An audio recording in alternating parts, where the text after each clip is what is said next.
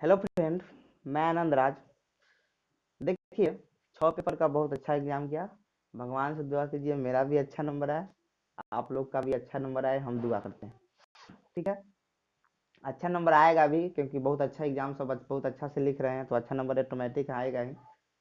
देखिए, और देखिए, कल एग्जाम दे के आया, इतना मतलब माथा दर्द कर रहा था कि जस्ट अभी उठे। मतलब क्वेश्चन तो लिख चुके थे आप लोग का, जो बचा हुआ था कुछ का।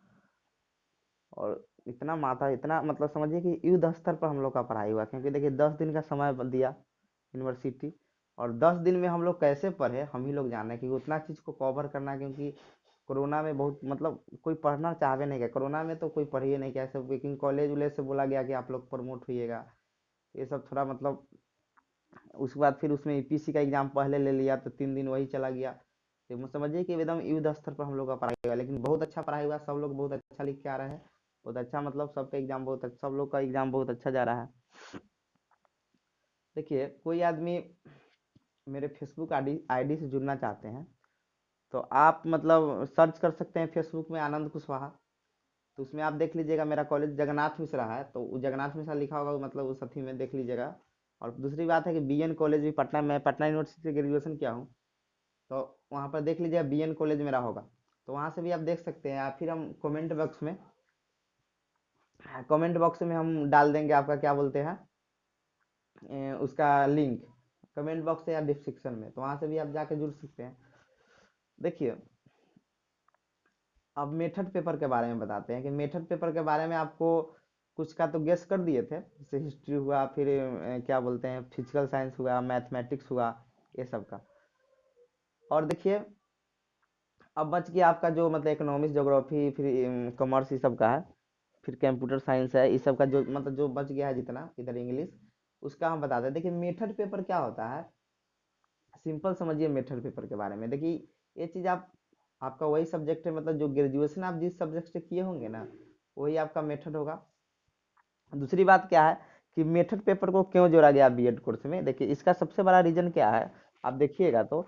देखिए, आप जो चीज़ आप जाइएगा, मान लीजिए टीचर आप लोग बनिएगा, तो आप लोग में वो कला होना चाहिए कि आप कैसे बच्चा को पढ़ाइएगा, वो स्किल आप में होना चाहिए। तो उस स्किल को डेवलप करने के लिए हम लोग को पेपर मतलब जो 7 है हम लोग को वो दिया गया बीएड कोर्स में। समझ रहे हैं। तो ये चीज मतलब कैसे आप पढ़ाइएगा, कैसे उसका प्रेजेंटेशन दीजिएगा, कौन कौन शिक्षण विधि से पढ़ाइएगा। मान लीजिए बच्चा को पढ़ने में मन नहीं लगा, तो आप कैसे पढ़ाने में ये सब चीज होना चाहिए आप में, कैसे निदानात्मक उपचारात्मक या शिक्षण कीजिएगा, ये सब चीज होना चाहिए आप में। तो इसलिए बीएड कोर्स में ये चीज सब दिया गया कि, तो देखिए उसमें हम तीन तीन यूनिट हम लोग को 3 यूनिट पढ़ना है मेथड पेपर में। तो देखिए, क्या बोलते हैं कि से 3 यूनिट पढ़ना है, तो उसमें देखिएगा कि आपको पहला यूनिट में पढ़ना है कि उसका प्रकृति क्षेत्र क्या है, मतलब जो आपका सब्जेक्ट है, जैसे इकोनॉमिक्स हो गया, हिस्ट्री हो गया, तो उस सब्जेक्ट का क्या प्रकृति है, क्षेत्र क्या है, उसका क्या उपयोगिता है, मतलब अब बच्चा सब पढ़ेगा तो कुछ फायदा होना चाहिए ना। समझ रहे हैं। दूसरा है, उसमें पूछता है कोरिलेशन, मतलब क्या कोरिलेशन उससे होना चाहिए, कोई सब्जेक्ट का, मान लीजिए जैसे हिस्ट्री का इकोनॉमिक्स का कैसे कोरिलेशन है, फिर हिस्ट्री का आप साइंस के साथ कैसे कोरिलेशन है, ये सब चीज़ है। अब देखिए, ये सब हो गया। दूसरी बात है कि अब दूसरा यूनिट पढ़ना है पाठ्यक्रम के बारे में। तो पाठ्यक्रम तो दो तरह से बनता है, एक तो एनसीएफ बनाती है, एक बीसीएफ बनाती है। तो एनसीएफ बनाती है आपको पूरा केंद्र में, पूरा पूरा जितना भी राज्य उस सबका एनसीएफ बनाती है, 2005 उसका है, नेशनल कैरिकुलम फ्रेमवर्क 2005। और बीसीएफ हम लोग को बिहार है, तो बीसीएफ बिहार कैरिकुलम फ्रेमवर्क 2008। तो याद रखिए एनसीएफ 2005 है और 2008 है। देखिए एनसीएफ का पूरा कॉपी पेस्ट है 2000 मतलब बीसीएफ, और उसी का पूरा कॉपी पेस्ट किया हुआ है। तो कोई भी एनसीएफ पूछे या बीसीएफ पूछे, दोनों बात बराबर है। समझ गए। तो पाठ्यक्रम से रिलेटेड चीज पूछता है। फिर एक पूछता है कि आदर्श शिक्षक में कौन कौन से गुण होना चाहिए, मतलब जो जिसका जो सब्जेक्ट है, मान लीजिए इकोनॉमिक्स के आदर्श शिक्षक में कौन कौन से गुण होना चाहिए। फिर आपका क्वेश्चन है कि फिर आपसे पूछेगा कि क्या उसको बोलते हैं कि कौन कौन शिक्षण विधि से आप पढ़ा सकते थे, ये सब चीज़ है। फिर यूनिट 3 में आपको शॉर्ट नोट्स में पूछता है, दो मतलब कहता है कि इतनी दो का जवाब दीजिए। तो मतलब आप वो चीज़ पढ़े हुए हैं, समझ रहे हैं ना। या गेस क्वेश्चन ज़्यादा जरूरी है कि आप कोई बेसिक क्वेश्चन बनाइए, कि जिसके आधार पर कोई भी क्वेश्चन पूछे आप लिख सकते हैं, समझ रहे हैं ना। तो ये बात है। तो आइए हम क्वेश्चन स्टार्ट करते हैं।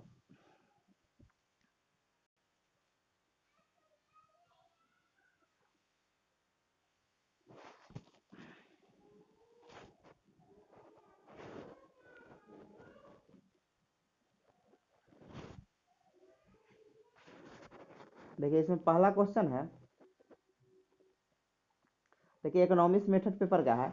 देखिए इसमें पहला आपका क्वेश्चन है कि अर्थशास्त्र शिक्षण के क्षेत्र एवं प्रकृति का वर्णन करें। देखिए कोई भी आपका सब्जेक्ट हो, कोई भी हो, मेथड हो, उसमें आपका प्रकृति क्षेत्र पूछेगा ही नहीं, पूछेगा तो उसको आपको लिखना ही होगा कि सब्जेक्ट की क्या प्रकृति है, इंट्रोडक्शन तो लिखना होगा ना, तो वो चीज़ है। फिर दूसरा क्वेश्चन इसमें दिए हुए है कि सहसंबंध मतलब को रिलेशन क्या है, अर्थशास्त्र शिक्षण अर्थशास्त्र किस प्रकार अन्य विद्यालय विषयों से संबंधित हो सकता है, उदाहरण दे। फिर तीसरा इसमें क्वेश्चन दिए, दो ही क्वेश्चन है, एक एक्स्ट्रा दिए हैं कि माध्यमिक विद्यालय स्तर पर अर्थशास्त्र शिक्षण के उद्देश्यों की समीक्षा करें।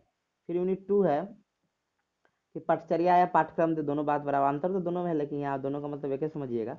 पाठचर्या दे या पाठ्यक्रम से आप क्या समझते हैं, माध्यमिक स्तर पर वर्तमान अर्थशास्त्र पाठचर्या का मूल्यांकन दीजिए। फिर दूसरा है योजना विधि। देखिए शिक्षण विधि आप याद कर लीजिएगा, कोई भी आपका सब्जेक्ट हो, कौन कौन विधि से पढ़ा सकते हैं, आगमन निगम, तो ये सब 14 15 जितना विधि है उसको आप ध्यान में रखिएगा। तो योजना विधि क्या है, संक्षेप में स्पष्ट कीजिए इस विधि के गुण एवं दोषों का वर्णन करिए, मतलब प्रोजेक्ट विधि का गुण एवं दोषों का वर्णन। फिर लिखा हुआ है कि एक अच्छे अर्थशास्त्र के शिक्षक में कौन कौन से गुण एवं दोष होना चाहिए, ये चीज़ बताएं, आप कर सकते हैं। फिर यूनिट 3 में है कि निम्नलिखित में किन्हीं दो पर संक्षिप्त टिप्पणी दे कि कहानी कथन विधि, वाद विवाद विधि, प्रश्न विधि, कंप्यूटर सहायक अनुदेशन और समस्या समझ। देखिए इसमें क्वेश्चन को हम इसी में दे दिए हैं, तो इसमें एक और क्वेश्चन होना चाहिए यूनिट 3 में, तो इसमें हम क्वेश्चन दे दिए कंप्यूटर सहायक अनुदेशन, इसी में हम लिख दिए, समझे।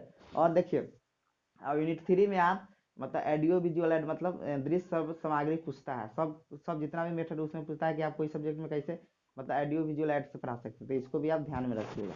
आइए अब सिविक्स का देखते हैं। पहला क्वेश्चन है कि नागरिक शास्त्र से आप क्या समझते हैं, माध्यमिक स्तर पर नागरिक शास्त्र शिक्षण के प्रकृति क्षेत्र में महत्व का होने, देखिए सब में महत्व सब में रहेगा। दूसरा है नागरिक शास्त्र का विभिन्न विषयों के साथ सहसंबंध कीजिए। तीसरा इसमें दिए है कि नागरिक शास्त्र शिक्षण के लक्ष्य एवं उद्देश्यों का होना। देखिए उद्देश्य लक्ष्य सब यूनिट 1 में यही सब पढ़ना है, उसका क्या प्रकृति है, यही सब। दूसरा है यूनिट वाद विवाद विचार विमर्श विधि क्या है, इसके गुण एवं दोषों का वर्णन किया। इसमें क्या यूनिट 2 में हम लोग को शिक्षण विधि के बारे में पढ़ना है, एक अच्छे नागरिक नागरिक शास्त्र शिक्षण के कौन कौन से गुण एवं विशेषता होना चाहिए, ये सब देख लीजिएगा। एक और क्वेश्चन दिया कि नागरिक शास्त्र शिक्षण के पाठ्यक्रम के संदर्भ में एनसीएफ 2005 या बीसीएफ 2008 की समीक्षा करें। कोई भी पाठ्यक्रम मतलब बीसीएफ या एनसीएफ पूछे, दोनों का आंसर सेम ही होता है, क्योंकि देखिए एनसीएफ का मतलब पूरा कॉपी पेस्ट कर लिया है बीसीएफ, समझ रहे हैं। यूनिट 3 कंप्यूटर सहायक अनुदेशन को परिभाषित करें, नागरिकता में इसके महत्व को लिखे, मतलब नागरिकता मतलब नागरिक शास्त्र पढ़े तो इसका क्या महत्व है। फिर दूसरा में दिया है कि नागरिक शास्त्र के शिक्षण में दृश्य श्रव्य सामग्री, देखिए दृश्य श्रव्य सामग्री का विस्तार पूर्वक दिया गया, ऑडियो विजुअल एड। फिर नागरिक शास्त्र शिक्षण किस तरह से राष्ट्रीय राजनीति को संबंधित, देखिए इसमें आप ऐसा क्वेश्चन पढ़िए जिससे क्या हो कि आपका बेसिक क्वेश्चन तैयार होगी, जिससे आप लिख सकते हैं, समझ रहे, कोई भी क्वेश्चन आराम से लिख सकते हैं। फिर ज्योग्राफी का है, भूगोल का अन्य विषयों के साथ सहसंबंध करें, माध्यमिक स्तर पर भूगोल विषय क्या महत्व है। तीसरा है ब्लूम का शैक्षिक, देखो ब्लूम का शैक्षिक उद्देश्य पूछे की और किरण की व्याख्या करिए, ये सब चीज़ आप देख लीजिएगा। फिर आपका यूनिट 2 है कि अच्छे भूगोल शिक्षक में कौन कौन से गुण या विशेषता होना चाहिए। फिर क्वेश्चन है कि माध्यमिक स्तर पर भूगोल पाठचर्या की समीक्षात्मक विश्लेषण करें। फिर क्वेश्चन है भूगोल शिक्षण के विभिन्न विधियों को लिखित में, मतलब विधि यूनिट 2 में विधि ही पढ़ना है, एक अच्छा शिक्षण में क्या यही सब पढ़ना है। यूनिट 3 है कि भूगोल शिक्षण के में दृश्य सब सामग्री का वर्णन करें। फिर निम्न में संक्षिप्त टिप्पणी लिखे, मतलब वही है प्रोजेक्ट विधि, प्रयोगशाला विधि, अवलोकन विधि। आइए अब देखते हैं कॉमर्स का। देखिए कॉमर्स तो बहुत थोड़ा अलग टाइप का है, इसमें थोड़ा देख लीजिएगा, लिखे हुए हैं। पहला क्वेश्चन है कि वाणिज्य शिक्षा के अर्थ प्रकृति क्षेत्र में महत्व का वर्णन करें। फिर अगला क्वेश्चन है कि विद्यालय स्तर पर वाणिज्य शिक्षण के उद्देश्यों की विवेचना करें। अब देखते हैं यूनिट 2 में वाणिज्य शिक्षण के विभिन्न सूत्रों का मतलब शिक्षण सूत्र क्या है उसके। फिर है कि एक अच्छे वाणिज्य शिक्षण में कौन कौन से गुण होने चाहिए। फिर आपका है यूनिट 3 वाणिज्य शिक्षण के लिए पाठ्यक्रम निर्माण के सिद्धांतों का वर्णन करें। प्रोजेक्ट विधि क्या है, वाणिज्य के शिक्षण में किस प्रकार प्रयुक्त होता है, ये सब आप देख लीजिएगा। फिर आगे है आपका मेथड ऑफ टीचिंग इंग्लिश। देखिए इंग्लिश तो हमको आता उतना नहीं है, समझ रहे हैं ना, बहुत इंग्लिश के चलते हम देखिए अब आपको कहानी बताते हैं, मतलब इंग्लिश के चलते हम एक दो एग्जाम में भी छटा गए, एकदम लास्ट लास्ट पोजीशन पर जाकर छटा चुके हैं। जैसे नेवी का एग्जाम में हम लास्ट पोजीशन में जाकर छटा गए थे। इंग्लिश मेरे लिए बड़ा खतरनाक है, तो इसलिए इंग्लिश को थोड़ा ठीक से देखिएगा। नहीं देखिए हम बचपन से ही इंग्लिश नहीं पढ़े, समझ रहे हैं ना, हम इंग्लिश से मतलब हुआ क्या था कि मतलब हम बचपन से नहीं पढ़े तो इसलिए हमको नहीं आता। हम दूसरा सब्जेक्ट पढ़े इसलिए हमको आता था। कोई आदमी जो सब्जेक्ट पढ़ते हैं वो ऑटोमेटिक आएगा, हम इंग्लिश पढ़वे नहीं करते इसलिए मुझे इंग्लिश नहीं आता। आइए देखिए लिखा हुआ है, पहला क्वेश्चन है कि aim and objective of teaching skill in India, मतलब इंडिया में क्या मतलब इंग्लिश का टीचिंग आप कराते हैं तो उसका उद्देश्य और क्या है, मतलब एम मतलब लक्ष्य और उद्देश्य उसका क्या है। फिर है what are the adventure and importance of English in the context of Bihar, मतलब बिहार के संदर्भ में बताना है आपको कि मतलब क्या उसका लाभ है, मतलब उसका मतलब इम्पोर्टेंस मतलब महत्व है, ये ऑफकोर्स एडवांटेज मतलब लाभ होता है। यूनिट 2 है discuss the quality and qualification of the successful English teacher, मतलब एक मतलब सक्सेसफुल मतलब टीचर में कौन कौन से क्वालिटी मतलब कौन कौन से गुण एवं क्वालिफिकेशन मतलब योग्यता होना चाहिए, समझ गए। फिर आपका चौथा क्वेश्चन है डिस्कस अबाउट द करिकुलम, मतलब करिकुलम के बारे में बताना है उसके बारे में। फिर है what are the principle of the curriculum construction, मतलब करिकुलम निर्माण में क्या क्या उसका सिद्धांत है एक्सप्लेन करें। फिर है क्वेश्चन नंबर 3 में कि right short notes of any two, मतलब इसमें से कोई दो पर आपको शॉर्ट नोट्स लिखना है, direct method, translation method, lecture method, grammar translation method, इसमें से आप कोई दो पर कर सकते हैं। तो ये आपका हो गया। इसमें एक और क्वेश्चन आप जोड़ सकते हैं, कोई इंग्लिश वाले जो होंगे हमको उतना समझ नहीं आया तो छोड़ दिए। अब ये कंप्यूटर साइंस देखिए, कंप्यूटर साइंस का हम क्वेश्चन 4 ही दिया, आप दो इसमें ऐड कर लीजिएगा, हम बताते हैं कौन कौन चारों क्वेश्चन दिए। पहला क्वेश्चन है इसमें कि कंप्यूटर शिक्षण के प्रकृति क्षेत्र में अवधारणाओं एवं महत्व की विवेचना करें। दूसरा है कंप्यूटर शिक्षण के लक्ष्य एवं उद्देश्यों का वर्णन करें। देखिए कोई भी होगा प्रकृति क्षेत्र आपसे पूछेगा। यूनिट 2 है कंप्यूटर शिक्षण की विभिन्न विधियों के नाम लिखे, कंप्यूटर शिक्षण की किसी एक विधि का वर्णन करें। फिर लिखा है पाठ्यक्रम से आप क्या समझते हैं, पाठ्यक्रम निर्माण के सिद्धांतों का वर्णन करें। देखिए ये सब चीज़ कॉमन क्वेश्चन हो गया, कॉमन हम बता रहे हैं पढ़ने, जरूरी नहीं कि ये आइए जाएगा, समझ रहे हैं ना। कॉमन क्वेश्चन को आप लिख सकते हैं, समझ रहे हैं ना। अरे यूनिट 3 आप लिख सकते हैं, हम छूट गया है नहीं मेरे पास था, समझ रहे हैं। तो आप ऐसा कर सकते हैं, जिनका जैसे संस्कृत हुआ तो हमको संस्कृत आता भी नहीं है, पढ़ने भी नहीं आता, समझ रहे हैं। तो संस्कृत वाले एकदम याद रखिएगा, प्रकृति क्षेत्र आपके यूनिट 1 में पूछेगा। दूसरा है कि अर्थशास्त्र पूछेगा कि इसके कौन कौन उद्देश्य में लक्ष्य है, ये सब पूछ सकता है आपके संस्कृत वाले, जिनका बच गया जो मेथड पेपर जैसे होम साइंस हुआ ये सब का। फिर उसके बाद उसका पाठ्यक्रम में कैसे निर्माण होता है, कौन कौन सिद्धांत अप्लाई होता है, फिर एक अच्छे संस्कृत शिक्षा में कौन कौन गुण होना चाहिए, ये सब संस्कृत वाले हो चाहे एक मतलब ये होम साइंस वाले हो, ये सब देख लीजिएगा। तो फिर आपसे मिलते हैं अब एग्जाम के बाद, जो हम लोग का 7 हो जाएगा, 7 है उसके बाद आपसे मिलते हैं। Thank you.